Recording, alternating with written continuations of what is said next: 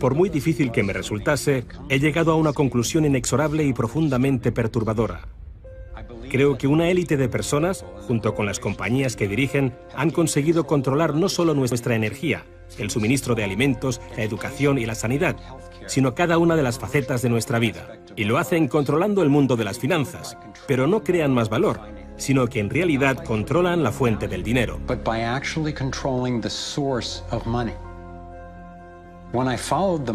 Cuando seguía el dinero, vi que me arrastraba a la cima de una pirámide. Aquí estamos en la base de la pirámide con nuestro día a día. Por encima de nosotros está el gobierno, personas a las que se les ha otorgado un monopolio de poder y lo usan para imponernos impuestos y controlarnos, estemos de acuerdo o no. Pero ¿quiénes los controlan a ellos? En el siguiente nivel nos encontramos a las compañías. Muchas personas opinan que hoy en día son ellas las que gobiernan el mundo, y no los estados nacionales, y lo denominan corporatocracia.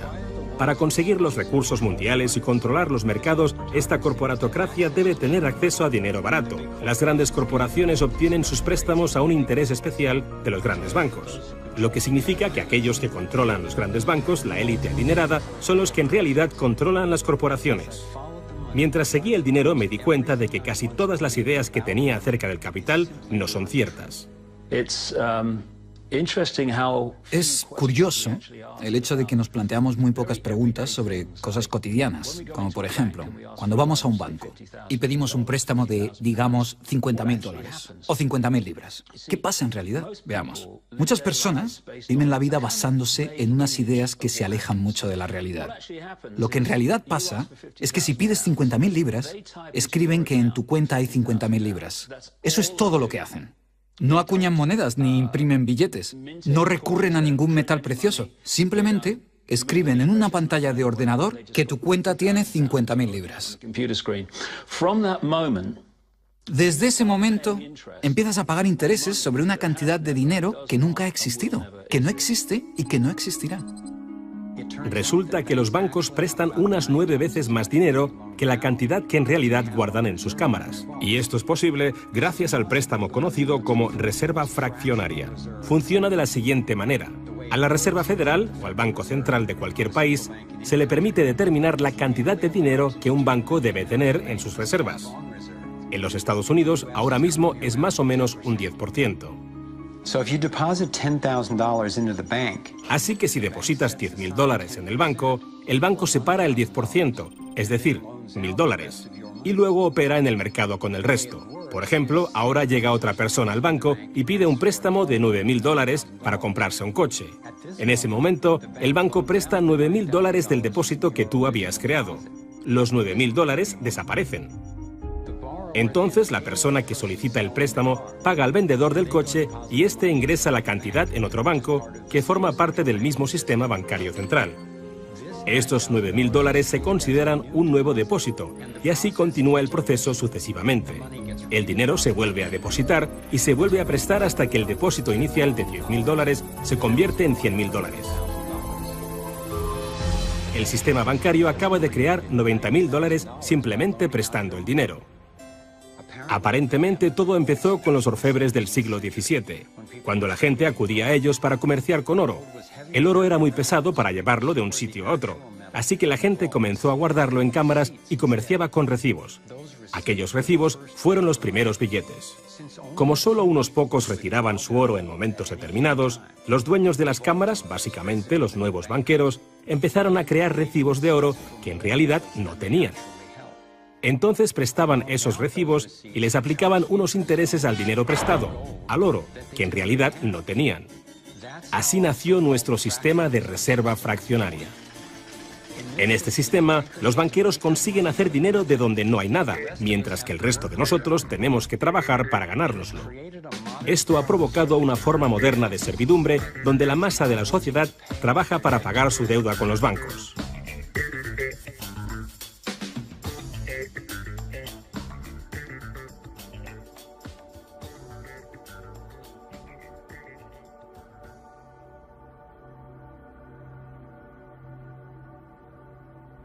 Bajo este esquema de reserva fraccionaria, inevitablemente nos hemos convertido en esclavos de la deuda de una élite financiera que nos gobierna. no porque sean mejores o más inteligentes que nosotros, sino porque han manipulado el sistema para beneficiarse de una gran parte de la gente de este planeta. Catherine Austin Fitts es experta en este tema.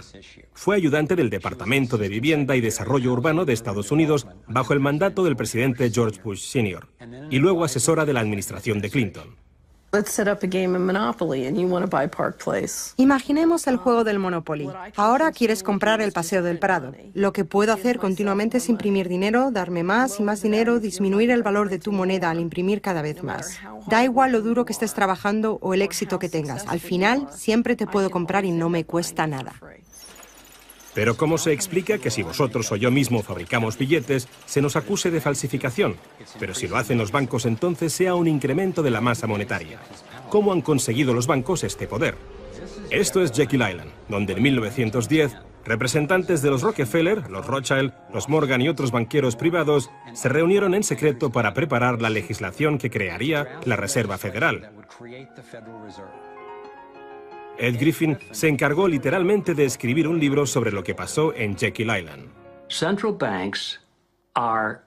Los bancos centrales son como carteles bancarios, quienes se han asociado con los respectivos gobiernos de los países donde operan y se les ha otorgado un poder monopolístico sobre la creación del suministro monetario del país. Eso fue lo que los políticos les ofrecieron como regalo, se podría decir, a cambio de la asociación.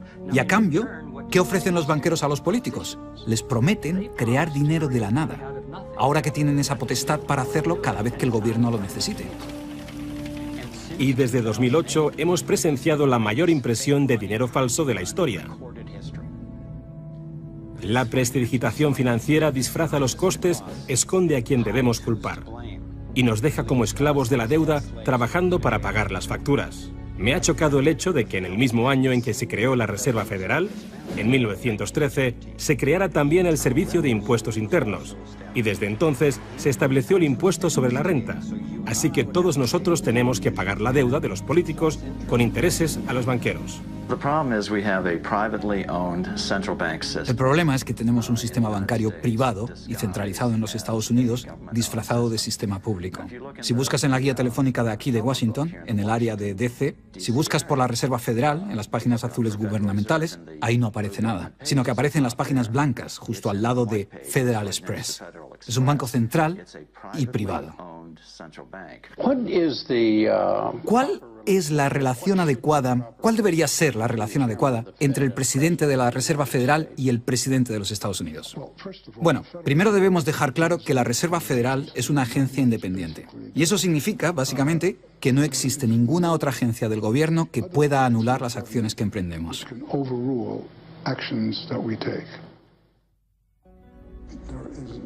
Que no existe ninguna otra agencia del gobierno que pueda anular las acciones que emprendemos.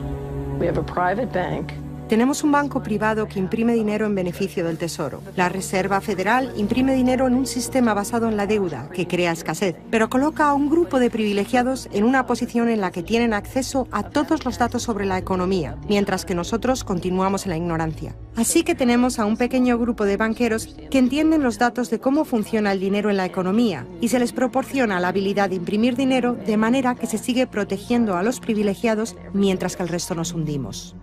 Catherine hizo la prueba de comparar una economía sana con un toroide vibrante, equilibrado, que fluye libremente y que se autoenergiza, en contraposición con lo que está pasando actualmente en nuestra economía. Tenemos un sistema muy dinámico que intenta optimizarse, pero en el centro se entrelaza con una solitaria. La solitaria actúa en el cuerpo inyectando una sustancia química que hace que te apetezcan las sustancias que le resultan beneficiosas a ella y que para ti son perjudiciales. Tienes un parásito que te manipula y que se alimenta a costa del organismo. Vivimos en un sistema económico que imita a la solitaria, donde la élite financiera sería la tenia y se está alimentando de nosotros, y no les gusta que se descubran sus artimañas. Después de que Catherine comenzase a destapar la corrupción del gobierno en los más altos niveles, el FBI llevó a cabo una redada en su compañía y le requisó sus pertenencias. Tuvo que ir de juicio en juicio durante 10 años hasta que la declararon inocente. Así que tenemos a la Reserva Federal, una corporación privada con el monopolio de crear dinero, pero sin tener que rendir cuentas y que además está apoyada por el gobierno con el monopolio de la fuerza. Han engañado al país haciéndole creer que la Reserva es una institución que ayuda a estabilizar la economía y que no depende de la política. Pero de hecho, en ya casi un siglo de existencia, la Reserva Federal ha hecho justo lo contrario. Desde que se puso en marcha, nos han robado a través de la inflación y el poder adquisitivo del dólar ha disminuido más de un 97%. Y la diferencia entre ricos y pobres deja claro que el dinero va a parar a manos de unos pocos. Solo 16 años después de que la Reserva Federal accediera al poder, los Estados Unidos sufrieron la Gran Depresión. En mi investigación he descubierto que antes de que se produjese el crack del 29, la élite de banqueros sacó su dinero del mercado. Después del crack, usaron ese dinero para comprar todas las acciones baratas y los bancos en quiebra más pequeños por poco dinero. Entre los banqueros que consolidaron su fortuna de esta manera, encontramos a los Rothschild, los Rockefeller y los Morgan. Un caso similar sucedió con el colapso financiero de 2008, en el que de nuevo se volvían a beneficiar los mismos banqueros. En los años previos al colapso, los mayores bancos, incluyendo Bank of America, Citigroup y Chase, todos ellos controlados por los Rothschild, los Rockefeller y los Morgan, se forraban y comerciaban con préstamos basura cuyo dinero sabían que no iban a poder recuperar. Es como colocar unas naranjas podridas en una caja y venderlas como si fuesen de la mejor calidad. Los que habían embalado ese producto sabían que tarde o temprano alguien abriría la caja y vería que no contenía nada de valor, ya que al fin y al cabo ellos habían empaquetado dichas cajas. Cuando las naranjas podridas, lo que conocemos como créditos basura, los derivados y las coberturas por incumplimiento crediticio se descubrieron finalmente, acabó por afectar a todo el mundo. La gente empezó a perder sus casas, trabajos, negocios y fondos de jubilación. Mientras tanto, los grandes bancos, que fueron los que en realidad crearon el problema, fueron los únicos a los que rescataron. ¿Y eso por qué? ¿Por qué iba la Reserva Federal a dar a los bancos billones de dólares aunque la mayoría de los estadounidenses estuviera en contra de que los rescatasen? ¿Y por qué no ayudaron a los más necesitados en vez de ayudar a los que perpetraron el colapso financiero? Mi investigación me llevó a la conclusión de que las mismas personas que crearon la Reserva Federal, los Rothschild, los Rockefeller y los Morgan, todavía la controlaban y utilizaban esta estructura para salvarse a nuestra costa. Muchos de los bancos creados siguen siendo el lobby más poderoso del Capitolio de los Estados Unidos, y ellos sinceramente son los dueños del lugar. Estoy convencido de que el reciente colapso financiero de 2008 fue el resultado de un esquema de inflar y tirar orquestado, diseñado y ejecutado por los grandes banqueros para consolidar sus fortunas y su poder. David Icke nos explica cómo ve los denominados ciclos comerciales de la Reserva Federal. Fase 1 es como lanzar el sedal. Fase 1, colocas un montón de dinero, unidades de intercambio en circulación. Para ello, bajas los intereses y concedes muchos préstamos. Esta es la parte del ciclo que denominamos boom. Como hay muchas unidades de intercambio en circulación, hay un montón de dinero que cambia de manos, que genera una gran actividad económica. Eso genera empleo y como se gasta más y más dinero, aumenta la demanda. Así que las compañías solicitan más créditos de dinero recién salido del horno para aumentar su producción. La gente coge confianza a su rutina. Pues resulta que trabajo para tal compañía y tienen muchos pedidos. Funciona de maravilla, tengo trabajo asegurado. ¿Y sabes qué? Estoy pensando en comprar una casa más grande. Luego empiezan a cambiar. Lo que hacen es tirar del sedal. Suben los tipos de interés. Ahora, cada vez hay menos personas que consiguen los créditos porque las condiciones de concesión se han endurecido.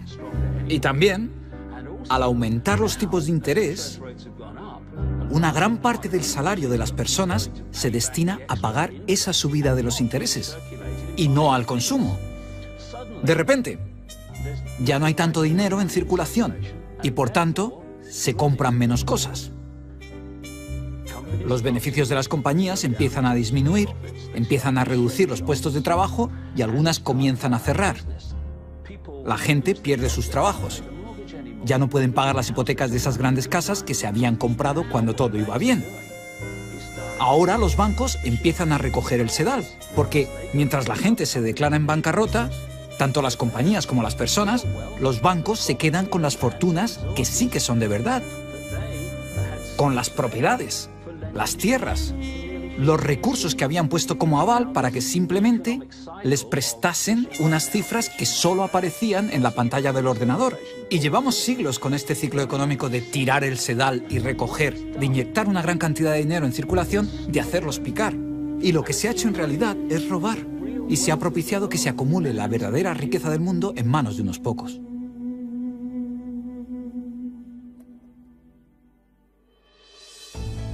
A nivel internacional, los bancos centrales utilizan el Banco Mundial y el Fondo Monetario Internacional para hacer más dinero mientras explotan los recursos de aquellos países a los que les prestan dinero y con este proceso acaban llevándolos a la bancarrota. El Banco Central de los bancos centrales es el banco creado por los Rothschild, el Banco de Pagos Internacionales. La élite se está posicionando para controlar el acceso a prácticamente todo lo que necesitamos para sobrevivir. Da igual a qué parte del mundo vayas, porque el dinero está controlado por el sistema bancario. Ellos deciden si la gente come o no come. ¿Quién se convierte en multimillonario y quién sobrevive con menos de $1 al día? El que controla el dinero, controla el mundo. Y muy pocas personas controlan el dinero.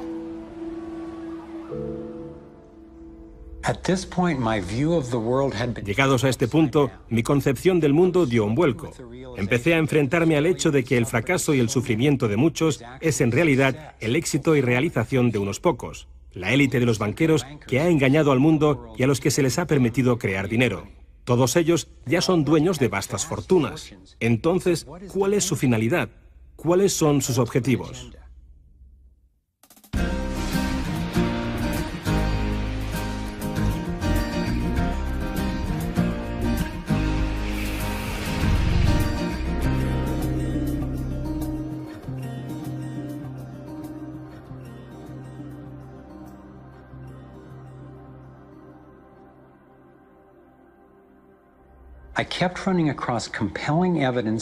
Seguí encontrando pruebas y a expertos creíbles que afirmaban que el objetivo secreto de la élite financiera no era otro que el dominio total del mundo. Al principio me resistí a creerlo, pero me había comprometido a averiguar qué nos impedía prosperar y daba igual a dónde me llevase ese descubrimiento. Una noche me desperté a las 3 de la madrugada con una pregunta que me inquietaba. Si este pequeño grupo quería dominar el mundo entero, ¿qué necesitarían controlar para conseguirlo? Salté de la cama y empecé a hacer una lista. Lo primero y lo más importante es que tienen que controlar el dinero. Y eso ya lo hacen. Controlar el dinero les permite controlar el resto de las cosas. Necesitan controlar la energía y eso también lo hacen. También controlan la agricultura a gran escala y el comercio mundial. Están comprando todos los suministros de agua de todo el mundo. Se han metido a la sanidad en el bolsillo e intentan acabar con las alternativas naturales. Tienen que controlar la información a la que tenemos acceso y nuestra reacción ante tal información. En Estados Unidos, Internet, nuestra mayor herramienta de comunicación y la base de la organización, hoy en día no está controlada o censurada. Pero esto está sufriendo ataques desde muchos puntos. Gobiernos, corporaciones y las Naciones Unidas intentan conseguir el control. Para un dominio total, se debe controlar la disconformidad. Tienen que arrebatarnos nuestros derechos, espiar a ciudadanos de a pie y seguirnos en todas las facetas de la vida.